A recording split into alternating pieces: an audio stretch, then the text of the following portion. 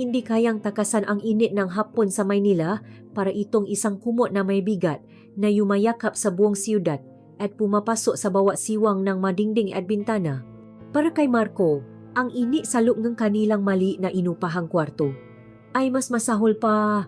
Tila sinasakal siya, pinapaalala sa kanya ang sikip at pagkainip ng kanyang buhay. Maaga siyang umuwi mula sa pamamasada, ngunit ang katahimikan at ang pamilyar na amoy ngang kanilang silid ay hindi nabigay sa kanyang kapayapaan. Wala pa si Lina, ang kanyang asawa, na tiya ay pagod na namang uwi mula sa pagiging kasambahay sa isang malaking bahay sa kabilang bayan upang makatekas sa mga pada na tila lumilit.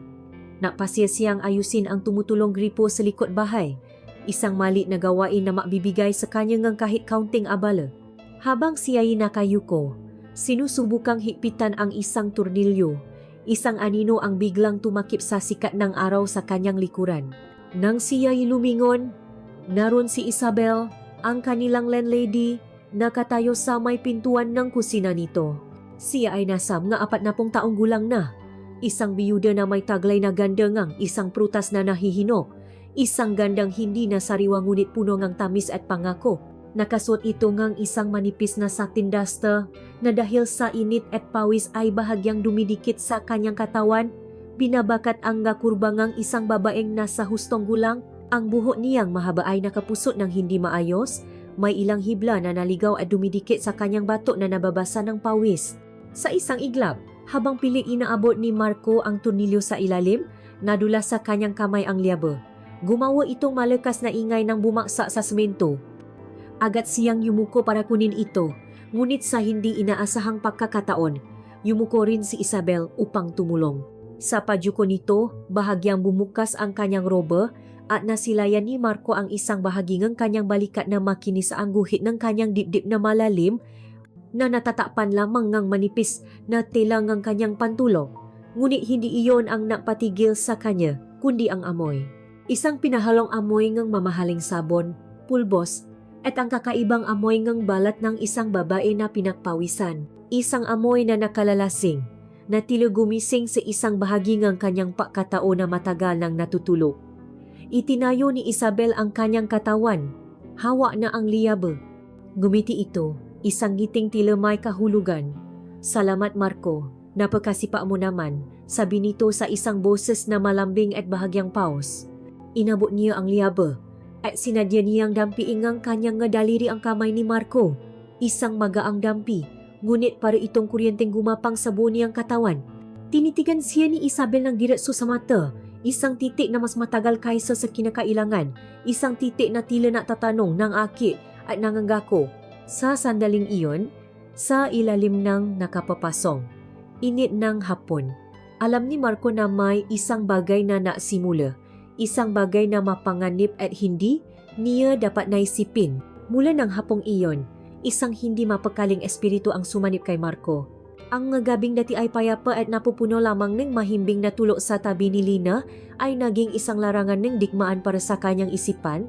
Paulit-ulit na bumabalik sa kanyang alaala ang imahe ni Isabel, ang paraan ng pagkakabukas ng roba nito, ang kurba ng kanyang balikat, at higit sa lahat, ang amoy na tila kumapit na sa kanyang pang-amoy at hindi na maalis-alis. Nakapikit siya, ngunit ang nakikita niya ay ang mata ni Isabel, mamatang nangungusap, puno ang kalungkutan ngunit may kislap ng isang pagnanasang matagal nang natutulog. Sa kanyang tabi, naririnig niya ang marahang pahinga ni Lina, ang babaeng pinangakuan niya ng habang buhay, ang babaeng kasama niya sa hirap at ginhawa. Ngunit sa kadiliman ng gabi, ang presensya ni Lina ay tila anino na lamang at ang init na kanyang hinahanap ay nakmumula sa isang alaala ng ibang babay. Isang matinding dago ng konsensya ang humahampas sa kanya, ngunit kasunod nito ay isang kakatwang kilig, isang pakiramdam na siya ay nabubuhay muli, na matagal na niyang hindi naramdaman. Ang sumunod na araw ay naging isang serye ng ninanakaw na sulyap. Ang bawat pagkakataon na masilayan niya si Isabel ay tila isang maliit na gantimpala at kasabay nito, isang parusa. Kinaumagahan, habang nagtitimpla siya ng kape, sinadya niyang sumilip sa kanilang maliit na bintana na natatanaaw ang hardin ng Landy. At naroon na si Isabel, abala sa pagdidilik ng kanyang halaman. Nakasuot ito ngang isang simpleng puting duster na manipis at sa sikat ng araw sa umaga, tila nagiging isang anino na lamang ang kanyang katawan sa likod ng tela. Ang bawat galaw niya ay may dalang isang natural na biyaya, ang paraan ng pahawa niya sa host, ang padyuko niya upang alisin ang matuyong dahon, lahat ay tila isang sayaw na para lamang sa mga mata ni Marco. Tila naramdaman ni Isabel na may nakatingin, dahan-dahan itong lumingon sa direksyon ng bintana ni Marco, naktama ang kanilang paningin. Hindi ito umiwas. Sa halip, isang maliit na ngiti ang sumilay sa malabi ni Isabel, isang ngiting hindi mapanghusga, hindi mapanukso, kundi isang ngiting tila nagsasabing, alam ko. Agad na umiwas ng tingin si Marco, bumalik sa kanyang tasa ng kape, ngunit ramdam niya ang mabilis na paktibok ng kanyang puso. Ang ngiting iyon ay isang paanyaya, isang sikretong ibinabahagi sa kanilang dalawa. Sa hapon, pauwi niya mula sa trabaho, madalas niyang nadadatnan si Isabel na nakaupo sa silyang yanto sa beranda nito, na isa, hawa ang isang libro na hindi naman niya binabasa. Nakatanaw lamang ito sa malayo. Ang kanyang mukha ay may bakas ng kalungkutan na lalong nagpapatingkat sa kanyang ganda. Sa mga sandaling iyon, hindi isang mapangakit na babae ang nakikita ni Marco, kundi isang kaluluwang nalulumbay, isang pusong nangungulila. At sa kaibuturan ng kanyang pagkatao, may isang pananasang umusbong, isang pananasang aluin ito, punan ang kung anumang kakulangan na nararamdaman nito, hindi sila nausap. Isang tango lamang mula kay Marco, at isang tipik na ngiti mula kay Isabel ang kanilang palitan. Ngunit sa katahimikan na iyon, tila mas maraming nasasabi ang kanilang mga mata. May mga pagkakaon ding nakakasalubong sila sa makitit na pasilyong paupahan. Dahil sa sikip ng daan, kailangan nilang bahagyang itagilit ang kanilang makatawan upang makaraan. Sa masaglit na iyon, ang kanilang mabalat ay halos magdikit na. Maamoy niya ang pabango ni Isabel, isang amoy na malinis, amoy bagong ligo. Mapapansin niya ang maliliit na detalye, ang isang lunang salik nito, ang maninipis na buhok sa braso nito, ang paraan ng paghinga nito na tila pinipigil. Ang ilang segundong iyon sa pasilyo ay tila isang buong makdama ng paasam. Ang tensyon ay halos nahihipo, isang kuryenteng hindi nakikita ngunit ramdam na ramdam sa hangin. Makikiraan po ang halos pabulong na sasabihin ni Marco, "Sige lang." Ang isasagot ni Isabel, ang boses niya ay malambing na tila isang haplos. Ang presensya ni Isabel ay nasimulang maiwan ng bakas sa lahat ng dako. Ang kanyang halimuya ay naiwan sa pasilyo matapos siyang dumaan. Ang mahinang tunog ng radyo mula sa kanyang unit ay nagiging musika sa pandinig ni Marco. Minsan, nakikita niya ang damit nitong nakasampay sa likod bahay. Mga simpleng bestida, mga blusa, at minsan, ang kanyang damit panloop. Ang nga iyon ay tilam nga sagradong bagay sa kanyang paningin. Mga paalalang babaeng nakmamay-ari sa mga iyon, ng katawang binalot ng mga talang iyon, nagsimula siyang umasa sa mga sandaling ito. Ang kanyang araw ay tila hindi kumpleto kapag hindi niya nasisilayan si Isabel. Hinahanap-hanap niya ito nang hindi niya namamalayan. Ang dating simpleng pauwi sa bahay ay naging isang larungang paabang. Sa kabilang ang lahat, nariyan pa rin ang pagdududa at ang konsensya. Sinasabi niya sa kanyang sarili na isa itong kahibangan, na dapat niyang ituon ang kanyang pansin kay Lina sa kanilang pagsasama, ngunit sa tuwing sinusubukan niyang kalimutan si Isabel, lalo lamang itong nagiging malinaw sa kanyang isipan. Si Isabel ang naging kulay sa kanyang mundong matagal ng kulay abo. Si Isabel ang naging musikang pumuno sa katahimikan ng kanyang damdamin. Ang unang sulyap na ito ay hindi na lamang simpleng pagtingin. Ito ay naging isang pinto na dahan-dahang nagbubukas patungo sa isang hardin ng ipinagbabawal na pagnanasa.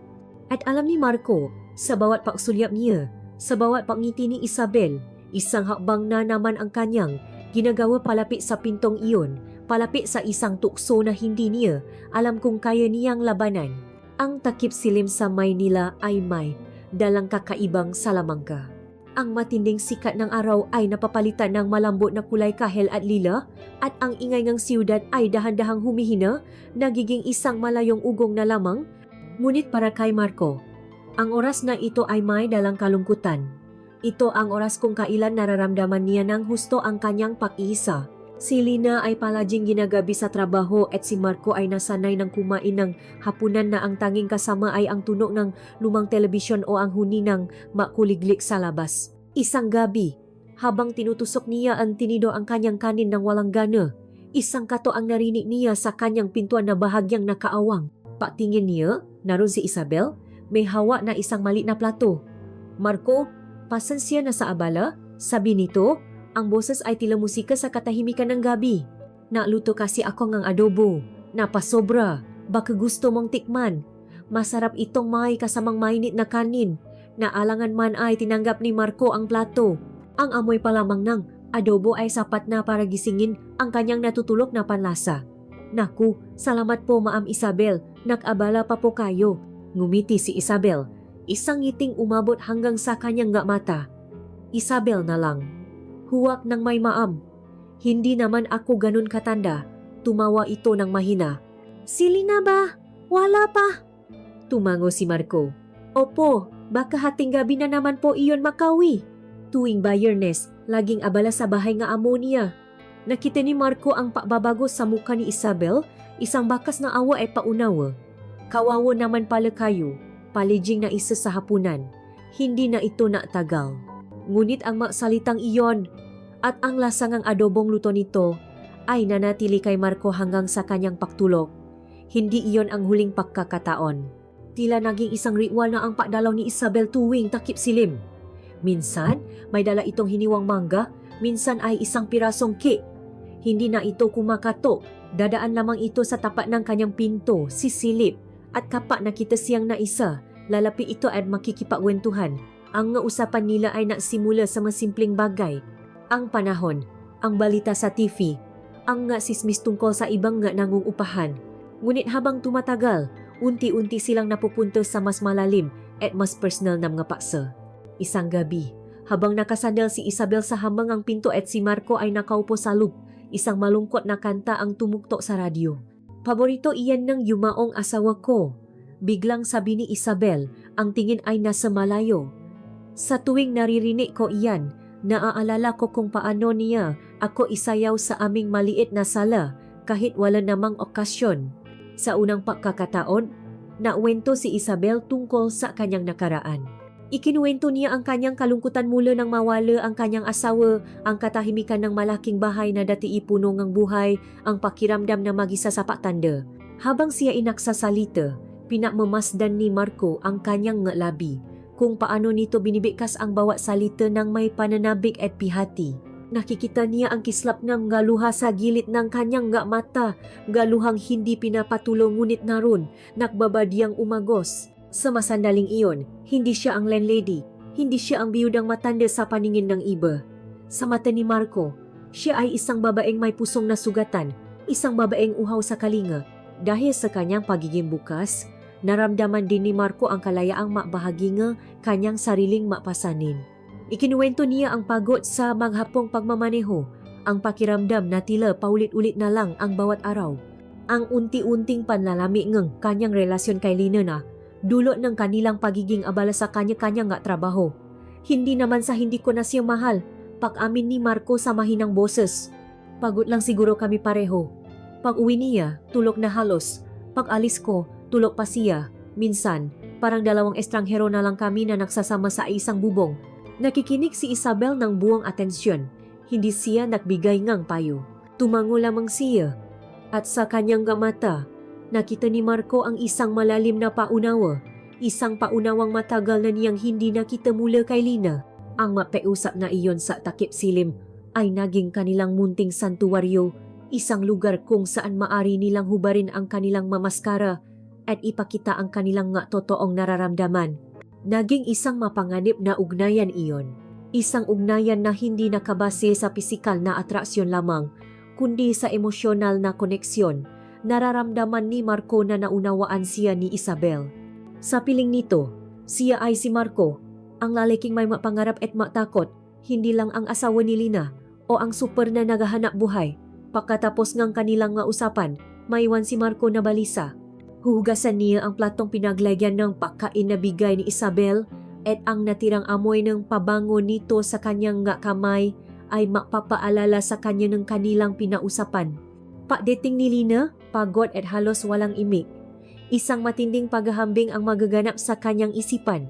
Ang mainit at puno ang buhay na pakikipausap niya kay Isabel laban sa malamig at halos walang salitang palitan nila ni Lina. Ang kasalanan ay nagsisimulang tumubo sa kanyang puso na parang isang lason.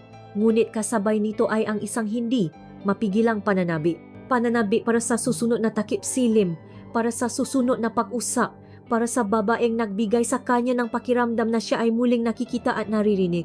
Hindi pa nila ginagawa ang anumang mali sa paningin ng mundo. Ngunit sa kaibuturan ng kanilang nga puso, alam ni Marco na sila ay nagtataksil na. Isang pagtataksil na nagsisimula hindi sa isang halik, kundi sa isang pausap sa palubo ngang araw. Ang mga pausap nila ni Isabel tuwing takip silim ay naging lason na dahan-dahang gumagapang sa mga ugat ni Marco. Isang lason na sa halip na pumatay ay nabibigay ng isang kakawang sigla. Ngunit higit pa sa kanilang mga pinausapan, may isang bagay na mas malakas ang kapit sa kanyang kamalayan. Isang bagay na hindi nakikita ngunit laging naroon, bumabalot sa kanya kahit sa kanyang paisa. Ito ay ang amoy ni Isabel. Hindi ito isang simpleng pabango na nabibili sa kung saan-saan. Ang halimuyak ni Isabel ay isang misteryosong pinahalong amoy ng sabong sampagwita, ng pulbos ng sanggol na marahil ay ginagamit niya pagkatapos maligo, ng anghang ng nga rekado mula sa kanyang kusina, at ng isang kakaibang tamis, ang natatanging amoy ng kanyang balat. Ang amoy na ito ay tila may sariling buhay. Naiwan ito sa pasilyo matapos siyang magdaan. Kumakapit ito sa platong inaabot niya kay Marco, kaya't kahit ubos na ang pagkain, ang amoy nito ay nananatili sa kanyang makamay. May mga gabi, sa gitna ng kanyang pagtulo, bigla siyang magigizing at aakalain niyang katabi niya si Isabel dahil ang amoy nito ay tila naglalakbay sa hangin mula sa kabilang unit at pumapasok sa siwang ng kanilang bintana. Hinahanap siya, tinatawa siya. Ang amoy na iyon ang naging gatilyo ng kanyang pagnanasa. Dahil dito, ang kanyang nga simpleng pagsulyap ay naging isang masusing pag-aral. Hindi na lamang niya tinitingnan si Isabel, kundi inilililo niya sa kanyang isipan ang bawat detalye nito. Naging isang deboto si Marco sa isang altar na siya lamang ang nakakaalam. Ang kanyang mamata ay naging magnanakaw. Kinukuha ang maimahang hindi naman dapat sa kanya. Isang hapon, habang nauusap sila, isinuklay ni Isabel ang kanyang nga daliri sa kanyang buho at inipit ang ilang hibla sa likod ng kanyang tainga. Isang simpleng kilos, ngunit para kay Marco, ito ay isang buwang palabas. Nakita niya ang perpektong hugis ng tainga nito, ang kaputian ng balat sa likod nito, at ang marahang paktibo ng isang ugat sa kanyang lig. Isang hindi maipaliwanag na pagnanasa ang bumalot sa kanya, isang pagnanasang ilapit ang kanyang nga labi sali na iyon at damin ang puso ang buhay nito. Habang patuloy ito sa pagsasalita, ang nga mata ni Marco ay napako sa kanyang bibig. Napansin niya kung paanong bahagyang nababasa ang kanyang malabi sa tuwing binibigkas niya ang maksalitang may letrang MOP. Napansin niya ang isang maliit na nunal sa itaas lamang ng kanyang labi. Isang detaling ngayon niya lang nakita at paminsan-minsan, kapag ito'y naisip ng sasabihin, hindi niya namamalayan na dinidilaan niya ng bahagya ang kanyang ibabang labi. Para kay Marco, ang bawat kilos na iyon ay isang anyaya, isang pahiwatig. Ang kanyang pananamit ay naging isang bukang kanyang nga pantasya. Si Isabel ay hindi nagsusuot ng nga damit na mahalay. Mga simpleng dusa at palda lamang ang kanyang isinusuot sa bahay. Ngunit sa mga mata ni Marco, ang simpleng damit na iyon ay mas nakakabiya ni pa kaysa sa hubad na katotohanan. Dahil ang nga iyon ay naiwan ng puwang para sa imahinasyon. Isang beses, habang inaabutan siya nito ngang isang baso ngang malamig na tubig, napansin niya ang guhit ng strap ng bra nito sa ilalim ng manipis na manggas ng kanyang blusa. Isang ordinaryong tanawin, ngunit sa isipan ni Marco, ito ay sumabog sa 1,000 katanungan. Ano kaya ang kulay nito? Gawa kaya ito sa koton o sa malasot lang tela? Ano ang pakiramdam kong hahaplusin? Pinagmamasdan niya ang marahang pagtaas at pagbaba ng dibdib nito sa bawat pahinga, at nahuhuli niya ang kanyang sarili na sinasabayan ang ritmo nito. Tila dalawang pusong nausap sa isang lengguwaheng sila lang ang nakaaintindi. Ang pinakasudulan ng kanyang pagmamasid. ay nangyari isang hapon nang bigyan siya ni Isabel ng kusinta. Ang malakit na kakanin ay maingat na inilagay sa isang platitong may dahon ng saging. Paborito ko ito, sabi ni Isabel, nakangiti. Sana magustuhan mo rin. Nang iabot na niya ang plato, isang piraso ngang kusinta ang tila mahulog. Sa isang mabilis na kilos, sabay nilang sinubukang saluhin ito. Ang kamay ni Marco ay napunta sa ibabang kamay ni Isabel. Ang kanyang madaliri ay direktang dumampi sa malambot na balat nito. Sa sandaling iyon, tila huminto ang lahat. Ang ingay sa paligid ay naglaho. Ang tanging nararamdaman ni Marco ay ang init. Ang init mula sa balat ni Isabel, isang init na tila bumuhay sa bawat natutulo na nerbiyos sa kanyang katawan. Naktama ang kanilang mamata. Sa pagkakataong iyon, walang ngiti, walang salita. Tanging isang pag-amin, isang pag-unawa sa isang bagay na matagal na nilang itinatago. Dahan-dahang binawi ni Isabel ang kanyang kamay. Ngunit ang kanyang pakbawi ay hindi mabilis. Tila sinasadya. Tila nais iparamdam kay Marco ang bawat milimetro ngang paglayo ng kanilang nga balat. Gabi-gabi, ang nga alaala ng makdetalyeng ito ay bumabalik kay Marco. Nakahiga siya sa tabi ni Lina, ngunit ang kanyang isipan ay nasa kabilang unit. Tinitignan niya ang kanyang kamay, ang kamay na nakadampi sa kamay ni Isabel, na parabang ito ay paari na ng iba. Ipinipikit niya ang kanyang mata at sa dilim, binubuo niya ang isang imahe ni Isabel na para sa kanya lamang. Iniisip niya ang pagkalas sa pagkakataling ng buhok nito, ang pag-aplos sa balat ng braso nito, ang paglanghap sa amoy nito ng malapitan. At sa gitna ng kanyang pantasya, darating si Lina, hihiga sa kanyang tabi, ang amoy ng pagod at pawis mula sa maghapong trabaho. Ang katotohanan ay hahampas sa kanya na parang isang malamig na sampal. Ang kanyang mundo ay nahahati na sa dalawa. Ang mapusyaw at nakakabagot na realidad kasama si Lina at ang makulay at mapanganib na pantasya kasama si Isabel. Ang amoy ngang pagnanasa ay naging mas matindi pa at alam ni Marco na hindi na matatagal, hindi na siya makukuntento sa maamoy at mga sulyap lamang. Hahanap-hanapin na nganyang katawan ang katotohanan sa likod ng kanyang pantasya. Ang damping ng kanilang kamay ay tila isang selyo na nakpatibay sa isang kasunduang hindi nila binikas. Matapos ang araw na iyon, naramdaman ni Marco ang isang pagbabago sa kilos ni Isabel. Ang dating mapasulyap na tila nakataon lamang ay napalitan ng pahiwatig na malinaw at sinadya. Si Isabel ay hindi na naghihintay ng pagkakataon, siya na mismo ang gumagawa nito. Nagsimula ito sa kanyang pintuan. Napansin ni Marco na sa mahapon na alam ni Isabel na siya ay nakawi na at wala pa si Lina. Ang pinto ng unit nito ay laging bahagyang nakaawang. Hindi ito bukas na bukas para mag-anyaya ng bisita, ngunit hindi rin ito saradong-sarado. Mayroon itong maliit na siwang, isang paanyaya para sa mga matang mapangahas, isang hamon para sa isang isipang mausisa. Sa una, binaliwala ito ni Marco, ngunit nang maulit ito ngang dalawa, 3 beses, naintindihan na niya. Ito ay para sa kanya.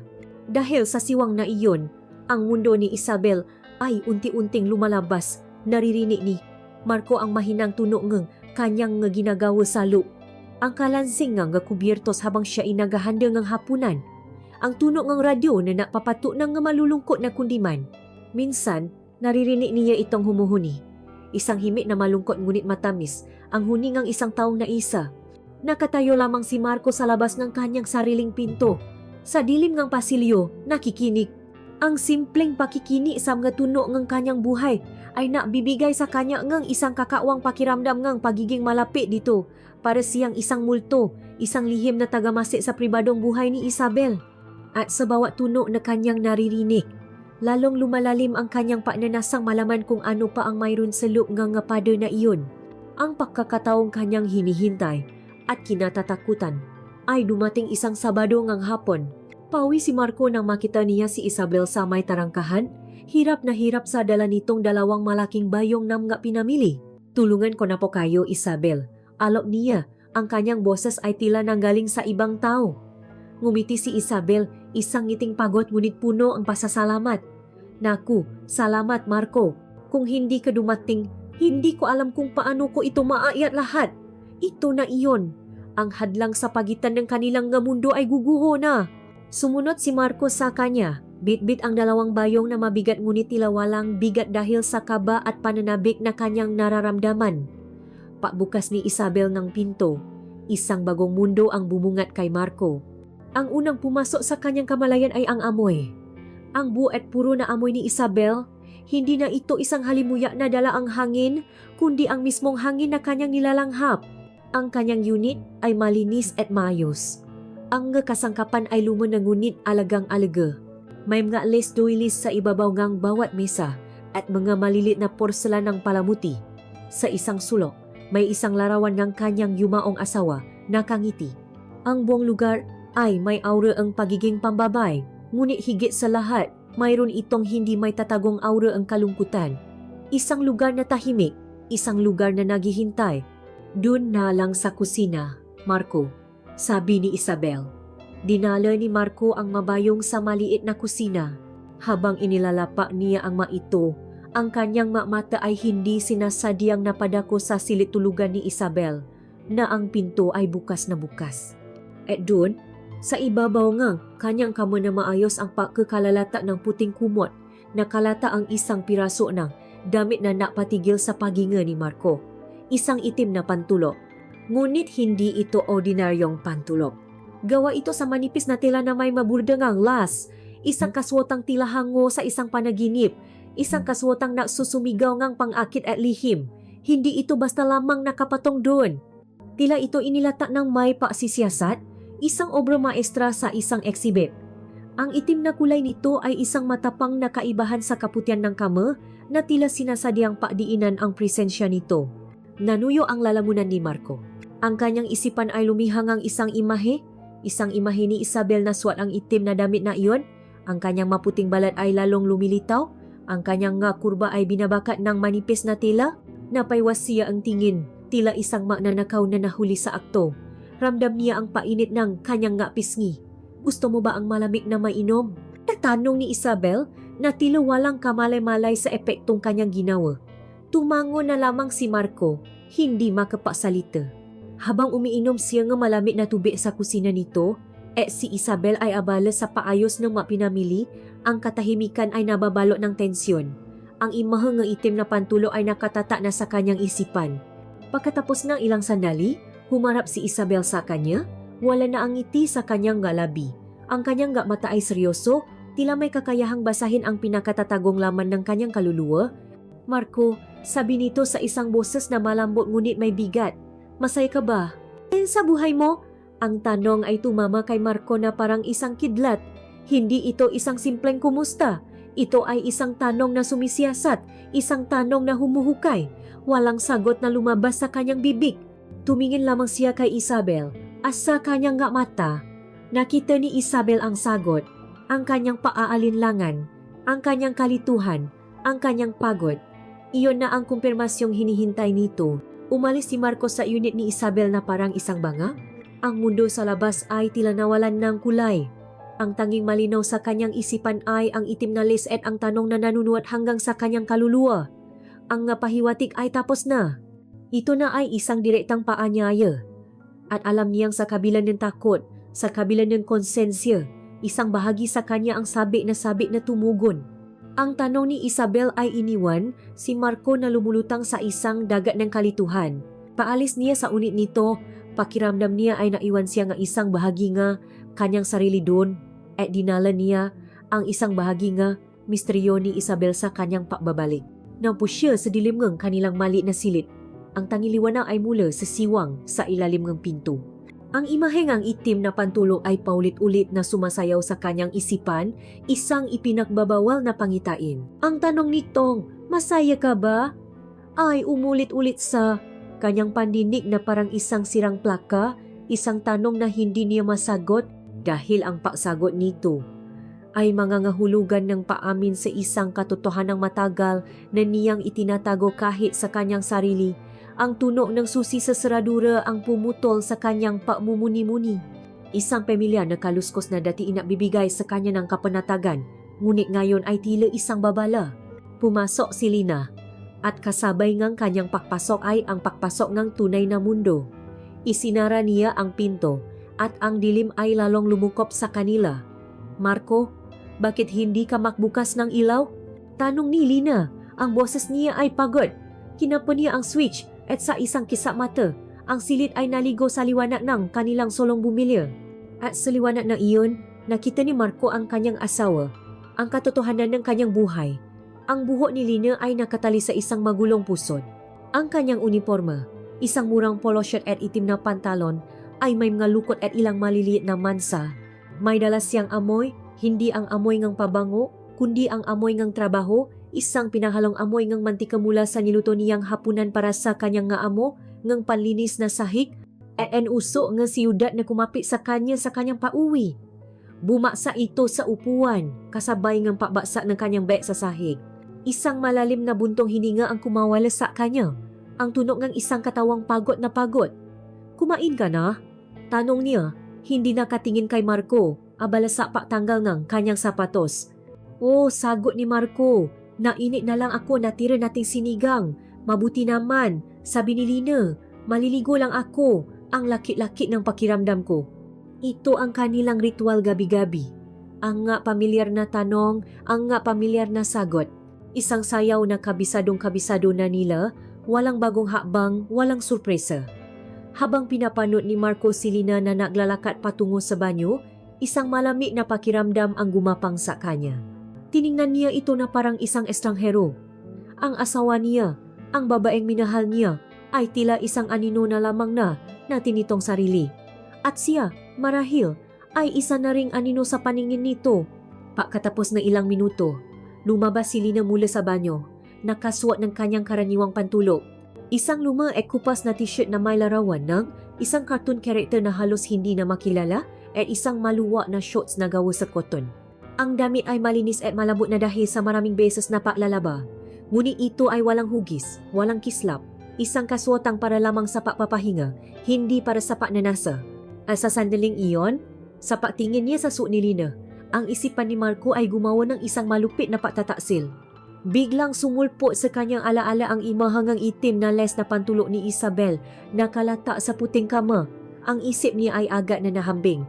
Ang kupas na koton laban sa makinang at mapangakit na les. Ang pagod at walang buhay na anyo ni Lina laban sa mahiwaga at puno ang pangakong katawan ni Isabel.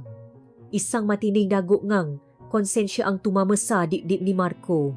Tiningnan niya ang nga kamay ni Lina, kamay na medyo magaspang na dahil sa araw-araw na paggamit ng sabon at panlinis. Ang babaeng ito ay napapagod para sa kanila, para sa kanilang mapangarap na balang araw ay magkaroon ng sariling bahay para sa kanilang kinabukasan. At ano siya? Isang taksil na nag-iisip ng ibang babae habang ang kanyang asawa ay napapakasakit. Naramdaman niya ang pagiging isang basura, ang pinakamababang uri ng lalaki. Ngunit kasunod ng konsensya ay isang mas madilim na damdamin ang umusbong. Isang damdaming ayaw niyang aminin ngunit naroon, kumukulo sa ilalim, sa mangang loop. Bakit kailangang maging ganito ang kanilang buhay? Bakit ang pag-ibig nila ay kailangang mabalot ng pagod at pauli-ulit na ritual? Bakit hindi nasubukan ni Lina na magpaganda para sa kanya? Ang samang loop na iyon ay naging isang dahilan, isang makasalanang katwiran para sa kanyang nararamdaman para kay Isabel. Si Isabel ang lahat ng wala kay Lina ngayon. Si Isabel ay misteryosa. Si Lina ay isang bukas na libro. Si Isabel ay nagbibigay ng atensyon. Si Lina ay laging pagod. Si Isabel ay isang hardin na mga ipinagbabawal na bulaklak. Habang si Lina ay ang kanilang munting bakuran na natuyo na dahil sa init ng araw, humiga na si Lina sa kama. Patayin mo na ang ilaw, Marco. Inaanto na ako, sabi nito, at agad na tumalikod. Humiga si Marco sa tabi niya. Ang kanilang makatawan ay makalapit, ngunit ang kanilang makaluluwa ay makabilang mundo ang pagitan. Pinatay niya ang ilaw. Sa dilim, narinig niya ang unti-unting pagimbing ng pahinga ni Lina. At si Marco kaising nakatitak sa kisama. Naamoy niya ang malinis na amoy ng sabon mula kay Lina. Ngunit sa kanyang isipan, ang nilalanghap niya ay ang matamis at nakalalasing na halimuya ning babae sa kabilang unit. Si Lina ay nasa tabi niya, ngunit ang anino nito, ang anino ng kanilang pangako at responsibilidad, ang siyang nagpapaalala sa kanya kung gaano na siya kalayo, pakiramdam niya ay nakakulong siya. Nakakulong sa pagitan ng isang paibig na luma na at isang pagnanasang bago at mapanganib. At sa gabing iyon, sa tabi ng kanyang natutulo na asawa, naramdaman ni Marco na siya ay mas naisa kaysa dati. Isang anunsyo sa radyo ang nagbalita ng paparating na bagyo, ngunit para kay Marco, ang tunay na bagyo ay matagal nang namumuo sa loob ng kanyang dibdib. Sa buong maghapon, pinanood niya ang unti-unting padilim nga langitan. Ang dating asul ay naging kulay abo, pagkatapos ay naging isang maruming dilaw na tila may sakit. Ang hangin ay nasimulang umihip ng may kakaibang lakas, yumuyugyo sa mapuno ng saging sa likod bahay at lumilihang ng isang malagim na sipol sa masiwang ng kanilang lumang bintana. Ang init ay lalong naging malaki at mabigat, ang uri ng init na napapahiwati ng isang matinding paulan. Isang text message mula kay Lina ang nakumpirma ng kanyang hinala. Marco, dito na muna ako matutulog kina Maam. Malakas na ang ulan dito at nakbabaha na. Mahirap nang umuwi. Maingat ka diyan. Ang mensaheng iyon ay dapat na nagbigay sa kanya ng pag-alala, ngunit sa halip, isang kakatwang pakiramdam ng kaluwagan ang kanyang naramdaman, isang pakiramdam na agad niyang sinundan ng matinding konsensya. Maisa siya ngayong gabi. Maisa siya sa gitna ng paparating na unos, asa kabilang dingding lang, si Isabel. Nang masimulang pumata ang ulan, ito ay hindi isang simpleng ambon. Ito ay isang biglaang pabuhos. Tila isang balde ng tubig ang ibinuhos mula sa langit. Ang tunog nito sa kanilang bubong na yero ay nakabibingi, isang walang tigil na pagtambol.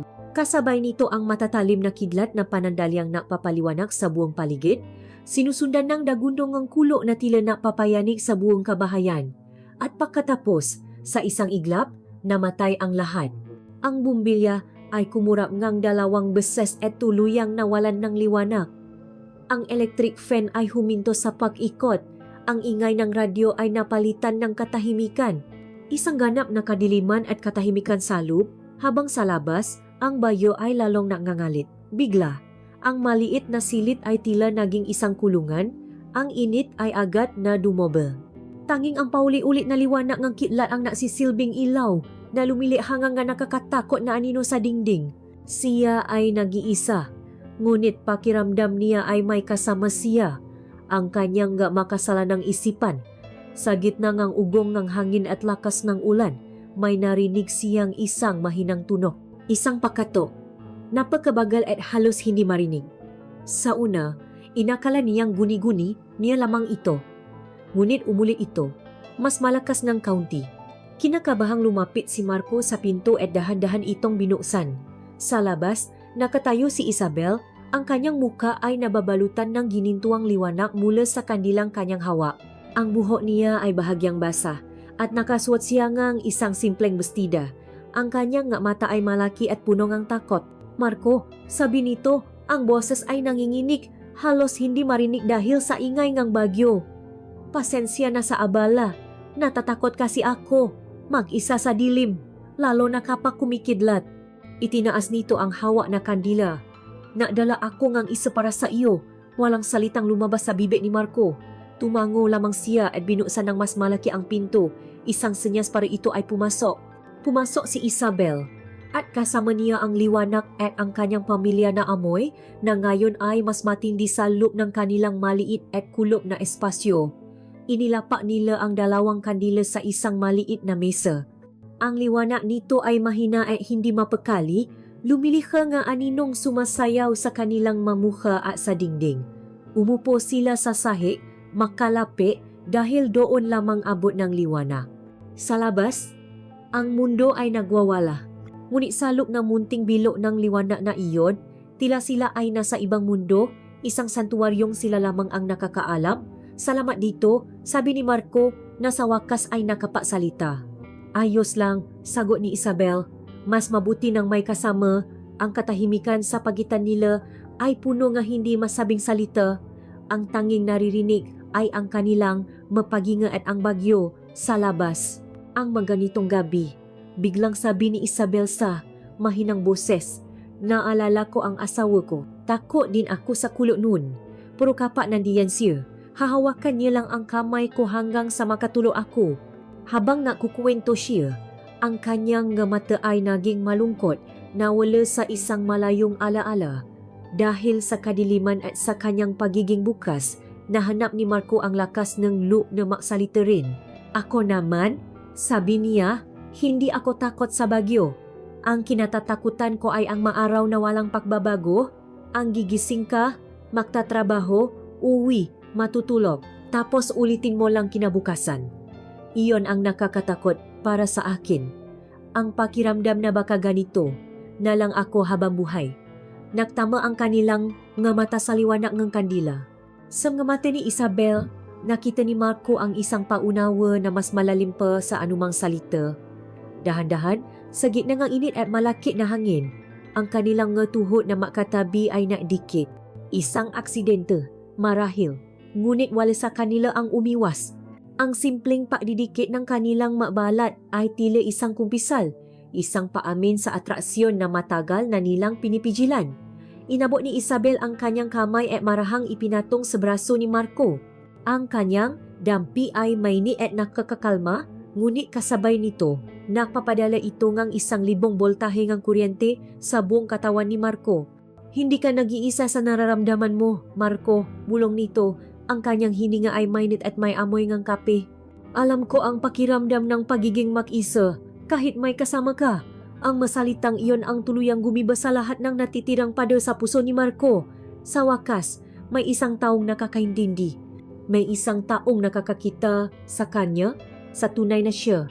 Sa labas, ang hangin ay humahampas at ang ulan ay walang tigil, isang bagyong sumisira sa lahat ng madaanan.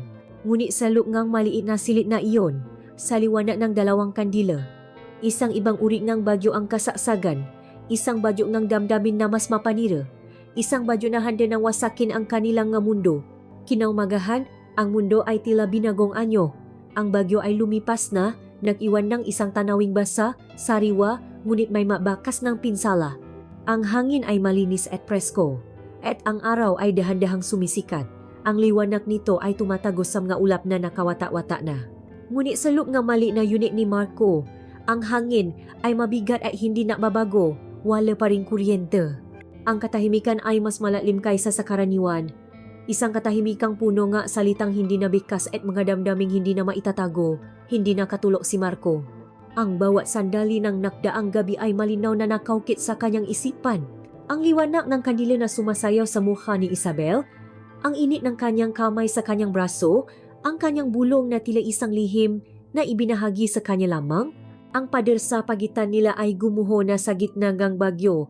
At ngayon, sa katahimikan ng umaga, isang bagong tanawin ang bumungat sa kanya, isang tanawing mapanganib at walang kasiguraduhan. Hindi na siya maaring bumalik sa dati. Ang pakukunwaring sila ay landlady at nangungupahan lamang ay isa ng kasinungalingan. Ang bawat paiwas, ang bawat simpleng tango ay makakaroon ng ibang kahulugan. Ang tensyon ay tila isang lubid na unti-unting humihipit sa kanyang lik. Kailangan niya itong makita. Kailangan niyang malaman kung ang naramdaman ba niya ay naramdaman din nito. Kailangan niya ng isang kumpirmasyon o marahil isang patulak. Gumawa siya ng isang dahilan sa kanyang isipan, isang dahilan na kahit siya ay alam na napakanipis. Titignan niya kung may tumulo sa unit nito, kung may nasira ang bubong. Isang dahilan ng isang mabuting kapitbahay, isang maskara para sa isang pusong may ibang hangarin. Naglakad sa palabas ng kanyang pinto. Ang bawat hakbang sa maikling distansya patungo sa pinto ni Isabel ay tila 1 kilometrong paglalakbay. Huminto siya sa tapat nito, ang kanyang kamay ay nakaangat, naaalangang kumatok. Ano ang sasabihin niya? Ano ang gagawin niya? Ngunit huli na para umatras. Kumatok siya ng 3 beses. Ang tunog ay tila isang pagsabog sa katahimikan ng umaga. Ilang sandali pa, bumukas ang pinto. Naroon si Isabel, nakasuot ng isang simpleng roba. Ang kanyang buho ay bahagyang magulo pa at ang kanyang mata ay napapakitang hindi rin siya nakatulog ng mahimbing. Ngunit walang pagkagulat sa kanyang mukha. Tila inaasahan na niya ang pagdating ni Marco. Marco, sabi nito, ang pangalan niya ay tila isang haplos mula sa kanyang maalabi. Magandang umaga. Magandang umaga, Isabel, sagot ni Marco. Ang kanyang boses ay medyo paos. Gusto ko lang sanang tingnan kung ayos ka lang. Kung may pumasok na tubig o kung may nasira ang bagyo sa unit mo. Isang maliit na ngiti ang sumilay sa labi ni Isabel. Isang ngiting nakakaunawa. Pumasok ka, sabi nito, at binuksan ng maluwa ang pinto. Pumasok si Marco sa isang espasyong pamilyar na, ngunit ngayon ay may ibang pakiramdam. Ang amoy ng kape ay nagahari sa hangin. Ang liwanag ng umaga na pumapasok sa bintana ay nakbibigay dito ng isang malambot na glow. Naksimula si Marco sa kanyang pakukunwari. Tiningnan niya ang bintana, ang kisama. Mukhang walang naman, sabi niya, sinusubukang gawing normal ang kanyang boses. Mabuti naman kung ganun. Matibay naman pala ang pagkagawa ng bahay na ito, sagot ni Isabel. Ang kanyang boses ay mahina. Nakatayo lamang ito sa kanyang likuran. Nanunod. Hindi ito lumalayo. Ramdam ni Marco ang init ng katawan nito. Ilang pulgada lamang mula sa kanyang likod. Naamoy niya ang personal na amoy nito, ang amoy ng kanyang balat sa umaga. Ang bawat pahinga niya ay tila isang paanyaya. Nahihirapan si Marco na huminga. Ang kanyang kamay ay nasimulang mamasa. Ang pakukunwari ay naging isang pasakit. Hindi na niya kayang mapanggap. Dahan-dahan, huminto siya sa kanyang ginagawa at humarap dito. At doon, sa gitna ng kanyang sala, ang mundo ay tila huminto sa pag-ikot. Sila ay makaharap, napakalapit, sapat na para makita niya ang maliliit na ugat sa puting ng kanyang mata, sapat na para maramdaman niya ang init ng hininga nito sa kanyang mukha. Walang nagsalita. Ang lahat ng kailangan nilang sabihin ay nasa kanilang mata. Ang pagnanasa, ang takot, ang paaalinlangan, ang hindi maiwasang katotohanan na sila ay dinadala ng isang agos na hindi na nila kayang labanan. Sa isang kilos na tila may sariling isip, dahan-dahang itinaas ni Marco ang kanyang kamay. Hindi para tingnan ang kisame, kundi para abutin ang mukha ni Isabel. Ang kanyang daliri, na bahagyang nanginginig, ay marahang dumampi sa pisngi nito. Ang balat nito ay mas malambot pa kaysa sa kanyang inaakala. Mainit at buhay. Hindi umiwas si Isabel. Sa halip, marahan niyang ipinikit ang kanyang mata at bahagyang isinandal ang kanyang mukha sa palat ni Marco. Iyon na ang sagot. Iyon na ang permiso. Ang lahat ng hangin ay tila nawala sa baga ni Marco. Dahan-dahan niyang inilapit ang kanyang mukha sa mukha nito. Ang mundo ay lumiit hanggang sa naging espasyo na lamang sa pagitan ng kanilang labi. At pagkatapos, sa wakas, nagdampi ang ito, ang unang halik. Ito ay nasimula ng malambot. Isang paksubok, isang tanong. Ang kanyang labi ay maingat na ginalugat ang labi nito na tumugon ng may parehong paiingat. Ngunit sa ilalim ng lambot na iyon ay isang bulkan na nakbabadyang sumabog. Isang kuryente ang dumaloy sa pagitan nila. Isang apoy na sinindihan ng buwan ng ninakaw na sulyap, mga pinigilang salita at mga lihim na pagnanasa. Bigla, ang pag-ingat ay nawala. Ang hali ay lumalim, naging mapuso, naging desperado. Isang pag-angkin, isang pagsuko. Ang kamay ni Marco ay humawa sa baywang ni Isabel. Idinidiin ang katawan nito sa kanya.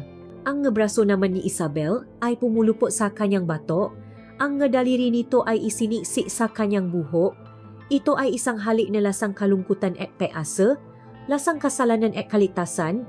Bawat pagdampi, bawat paggalaw ay isang pagpapalayo sa lahat ng kanilang makinikimkim na emosyon. Ang bagyo sa labas ay tapos na, ngunit ang bagyo sa kanilang mga puso ay kasisimula pa lamang.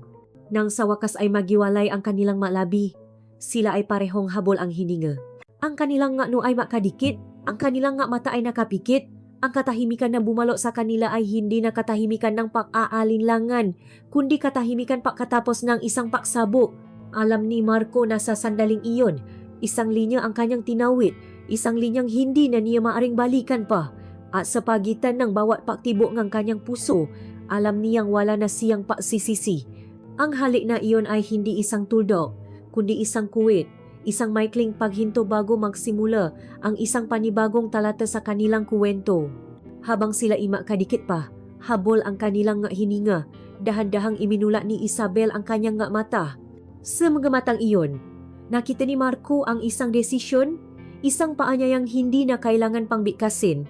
Hinawakan ni Isabel ang kanyang kamay. Ang pagkakahawak nito ay hindi mahigpit, ngunit mayroon itong bigat ng isang pangako at isang kapalaran. Walang salita, Sinimulan niya itong hilahin, palayo sa sala, palayo sa mga pakukunwari, at palapit sa pinakapribadong bahagi ng kanyang mundo. Sumunod si Marco na parang isang taong nahipnotismo. Ang kanyang isipan ay blanko, ang kanyang katawan ay tilapak-ari ng ibang puwersa. Ang bawat habang nila sa makinis na sahig ay isang habang palayo sa kanyang buhay bilang asawa ni Lina at isang habang palapit sa isang kasalanang matagal na niyang inaasam. Huminto sila sa tapat ng kanyang silid tulugan. Ang silid na minsan ay nasilayan lamang niya mula sa malayo ay ngayon ay nasa kanyang harapan. Ang pinto ay bukas na aanyaya. Hinilas siya ni Isabel papasok at marahang isinara ang pinto. Ang mahinang peklik ng seradura ay tila isang hatol. Ang huling tuno mula sa mundong kanyang iniwan sa labas. Sa loob ng silid, ang hangin ay siksik sa amoy ni Isabel. Ang liwanag ng umaga na tumatagos sa manipis na kurtina ay nakbibigay sa buong lugar ng isang malambot at parang panaginip na itsura. Ito ang kanyang santuaryo. Ang kama ay mayos pa rin, ngunit ang itim na pantulok na dati nakalata dito ay wala na. Nakasabit na ito ngayon sa isang silya sa sulok na tila isang tahimik na manunod, isang paalala sa pagnanasang nakdala sa kanila roon. Humarap si Isabel kay Marco. Dahan-dahan, itinaas nito ang kanyang nga kamay, hindi para yakapin siya, kundi para marahang tanggalin ang gabutones ng kanyang damit. Ang kanyang madaliri ay bahagyang nanginginig, isang senyales ang kabanasyaring nararamdaman ni Marco. Habang isa-isang bumubukas ang kanyang damit, ang bawat dampingang daliri ni Isabel sa kanyang dibdib ay tila isang nag-apoy na bakal. Hindi na ito isang pag-usisa, kundi isang pag-angkin. Bilang tugon, hinawakan ni Marco ang tali ng robe ni Isabel. Sa isang marahang pagila, ito ay bumaksak sa kanyang nga balikat at tuluyang nalagla sa sahig. Naiwan ng isang bilog ng tela sa paligid ng kanyang nga paa. Ang kanilang nga damit ay naging nga balat ng ahas na kanilang hinubat. Masimbolo ang kanilang nga dating pakataw. Ngayon, sila ay nasa harap ng isa't isa. Dalawang katawang matagal nang nakaasam. Ang sandaling iyon ay puno ng pagkamangha. Ginaluga ng mamate ni Marco ang katawan ni Isabel, hindi sa paraang mahalay, kundi sa paraang puno ng paggalang at paganga. Nakita niya ang isang katawang hindi na bata, isang katawang may mga marka ng panahon at karanasan, ngunit sa kanyang paningin, ito ang pinakamagandang tanawin sa buong mundo. Itinaas niya ang kanyang kamay at hinaplos ang balikat nito. Ang kanyang balat ay mas makinis at mas malambot pa kaysa sa kanyang mapantasya. Ito ay Toto. Siya ay Toto. Ang kanilang katawan ay nasimulang maksalita sa isang lengwaheng hindi nangangailangan ng salita. Ang bawat haplos ay isang pagtuklas. Ginalugat ng madaliri ni Marco ang bawat kurba, ang bawat guhit na tila kinakabisado niya ang isang sagradong mapa.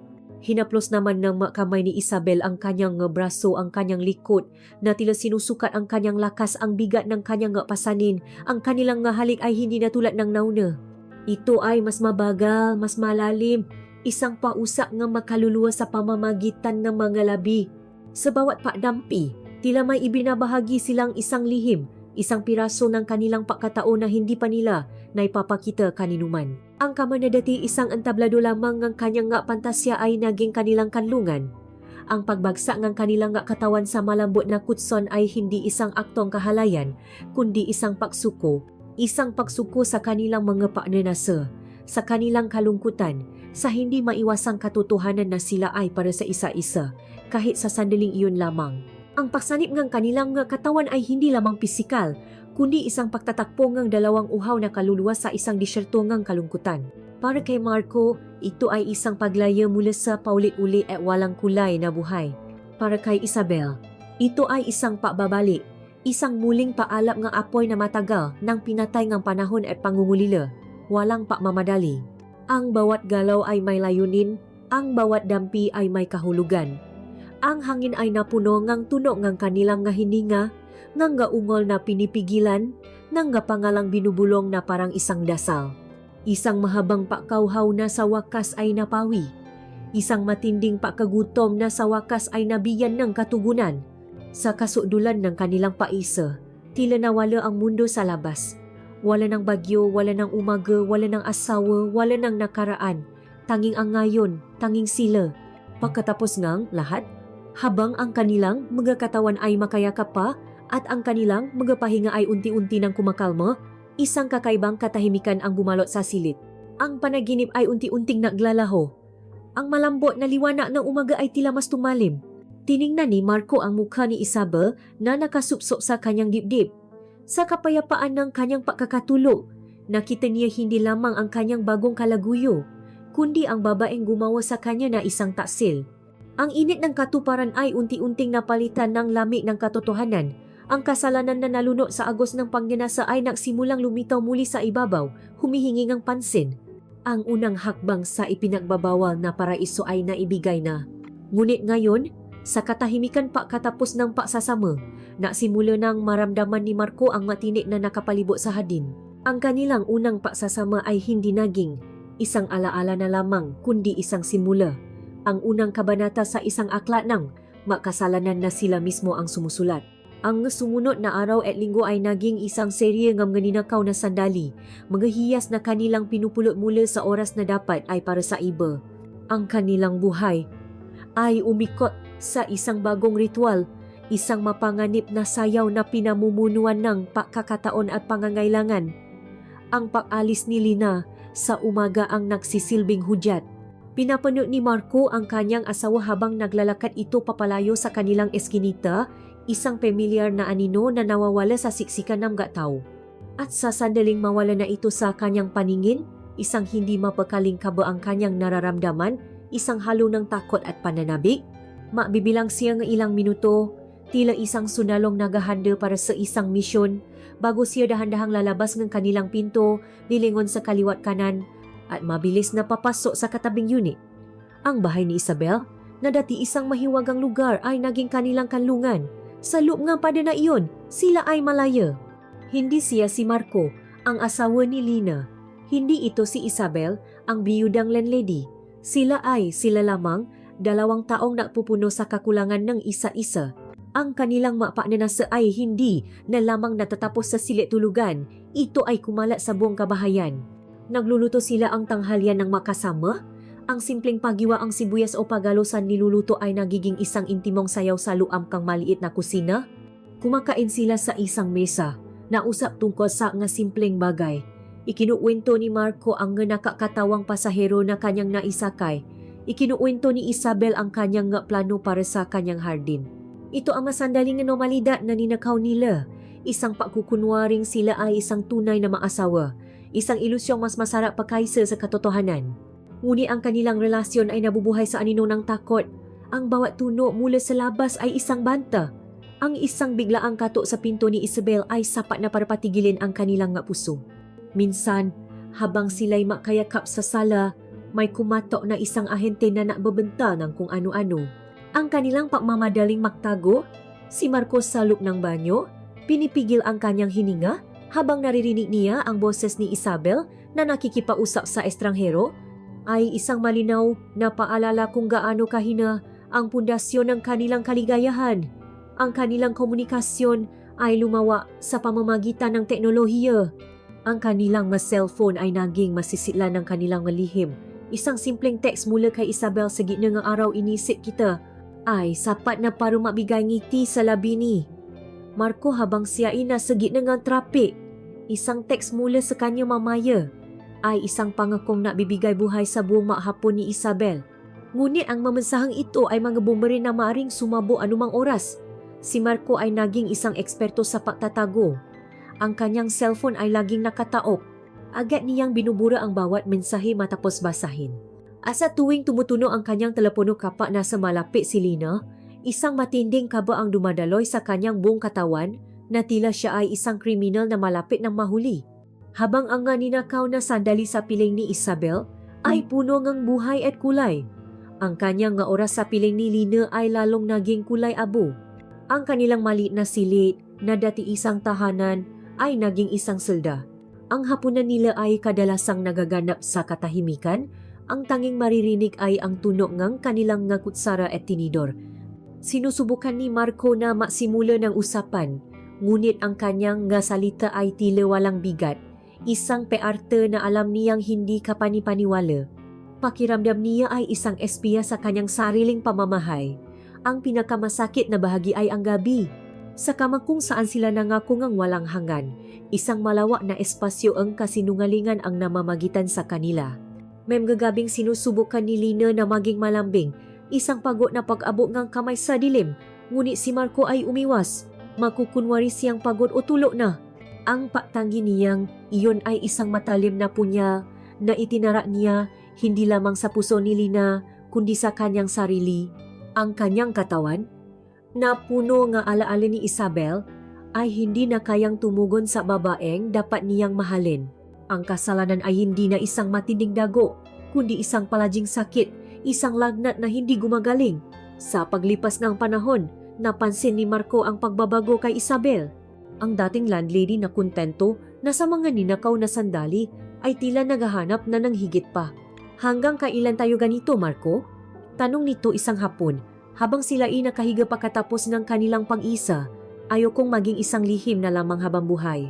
Ang kanyang kalungkutan ay nagiging isang uri ngang paangkin. Ang kanyang pangangailangan para sa kalinga ay nagiging isang presyon na unti-anting sumasakal kay Marco. Ang dating paktakas ay nagiging isang panibagong kulungan. Si Marco ay naipit sa gitna. Ang kilig at pananabik ay napapalitan na ang bigat ng responsibilidad at ng lason ng panloloko. Tinitignan niya ang kanyang sarili sa salamin at isang estranghero ang nakikita niya. Isang lalaking may dalawang buhay, ngunit walang tunay na pag-ari. Isang gabi, habang pinagmamasdan niya, si Lina na natutulog. Ang kanyang mukha ay payapa at walang kamalay-malay sa kanyang pagtataksil. Isang matinding bigat ang dumagan sa kanyang dibdib. Ang bawat ninakaw na sandaling ang kaligayahan sa piling ni Isabel ay may katumbas na isang habang-buhay na bigat ng kasalanan. At sa gabing iyon, naramdaman niya na ang bigat na iyon ay malapit ng bumaksa. Si Lina ay hindi isang babaeng tanga. Siya ay isang babaeng pagod. At sa gitna ng kanyang kapaguran, may mapandama na lalong tumatalas. Ang kanyang nga mata, napagod sa maghapong trabaho, ay nagsimulang makakita nga magay na dati hindi niya napapansin. Ang kanyang isipan, na laging abala sa magastusin at maproblema, ay nagsimulang maugnay-ugnay nga mga detalye na bumubuo sa isang larawang ayaw niyang makita. Nagsimula ito sa amoy. Isang gabi, habang inaayos niya ang kanilang nga maruruming damit, naamoy niya ito sa kuwelyo ngang polo ni Marco. Isang amoy na matamis at bulaklakin. Isang amoy ngang pabango ngang babae na tiyak na hindi sa kanya. Noong una, sinubukan niyang ipagsawalang bahala. Marahil ay may nakatabi lamang itong mabangong pasahero, ngunit ang amoy na iyon ay naulit.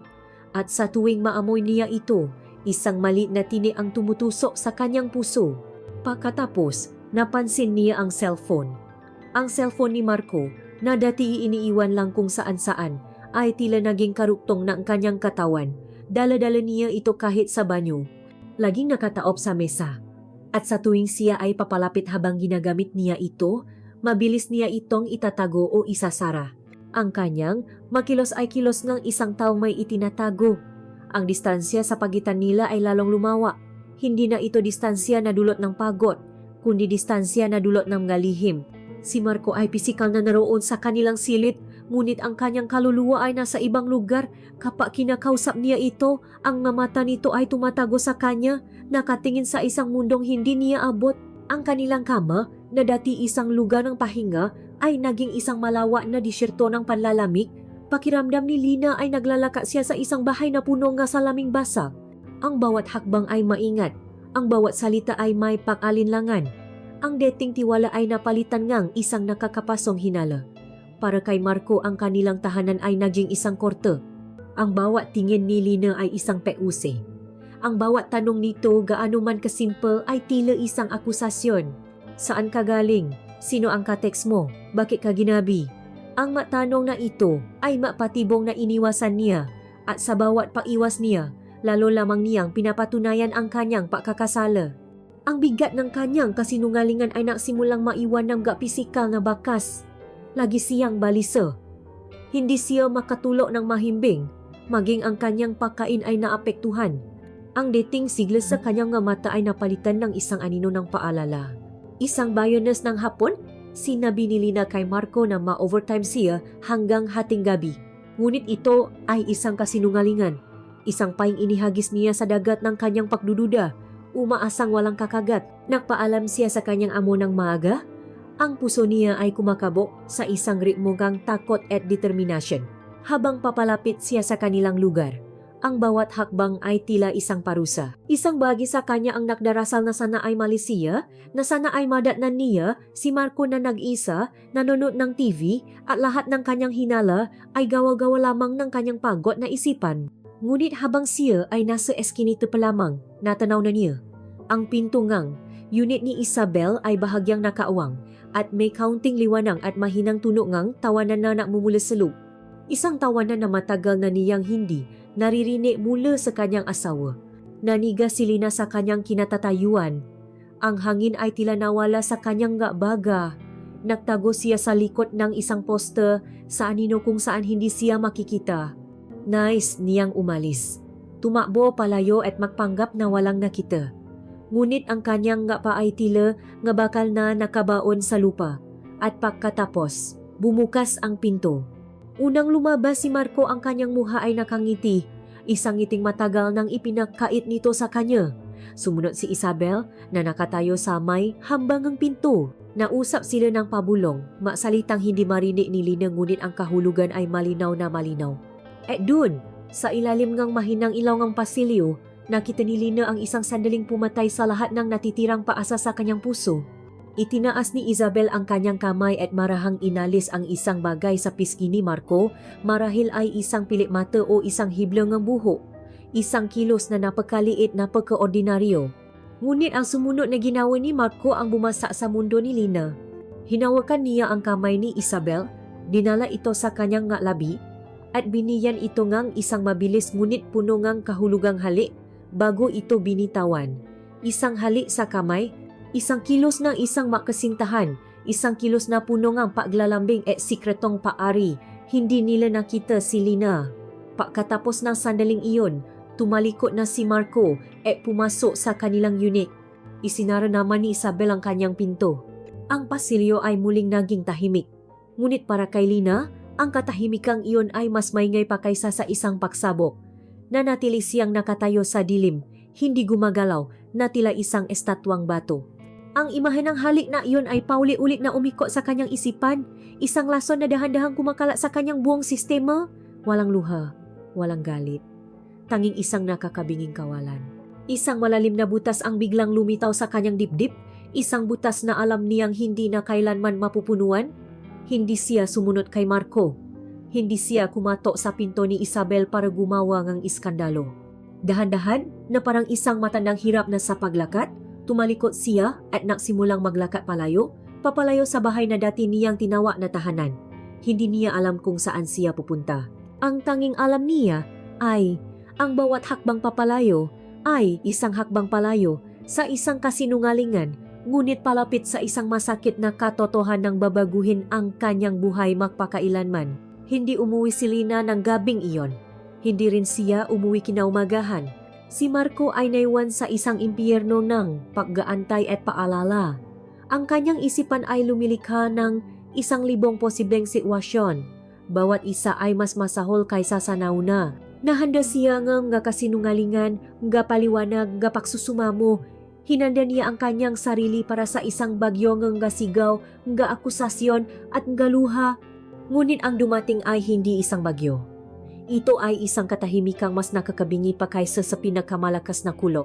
Dumating si Lina kinahapunan, habang si Marco ay pagalagala sa loob ng kanilang silid na parang isang hayop sa loob ng hawla. Pumasok siya sa pinto, hindi tumitingin kay Marco, na parabang siya ay isang piraso lamang ng muebles, isang bagay na walang buhay. Ang kanyang mamata ay walang emosyon, malalim at malamig na parang isang balon na natuyuan. Nagpatuloy siya sa kanyang magawain. Inilapa niya ang kanyang bag, nang ayos siyang gamit. Nahanda para maligo. Lahat ay ginawa niya sa isang nakakakilabot na katahimikan. Walang salita, walang tingin, walang paamin na si Marco ay naroon. Sinubukan ni Marco na basagin ang yelo. Lina, saan ka galing? Naalala ako. Ang kanyang masalita ay tila mabatong ibinato sa isang malalim na tubig, lumubo ng walang anumang alon o tunog. Nagpatuloy si Lina sa kanyang ginagawa na parabang walang narinig.